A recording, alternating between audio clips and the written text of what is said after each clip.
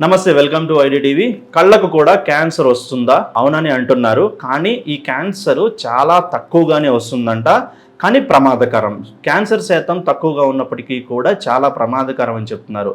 ముఖ్యంగా మెలమోనా అనే రూపంలో ఇది కంటిలోని ఐరిస్ సిలియారీ బాడీ కొరాయిడ్ వంటి భాగాల్లో అభివృద్ధి చెందుతుంది. అస్పష్టమైన దృష్టి, కంటి మచ్చలు గనక, చిరాకు వంటి లక్షణాలు ఉన్న వెంటనే మీరు వైద్య పరీక్షలు చేయించుకోవాలని చెప్తున్నారు. ఇది శరీరానికి వ్యాపించే అవకాశం ఉండడంతో తొందరగా ఈ లక్షణాలను గుర్తించి మీరు కంటి వైద్యాలు కనుక చేయించుకున్నట్లయితే కంటి క్యాన్సర్ను అతి త్వరగా నివారించవచ్చు. గాలి, కాలుష్యం, దుమ్ము, కఠిన సూర్యకాంతి నుంచి కళ్ళను రక్షించుకోవటం అనేది చాలా ముఖ్యమైన పని.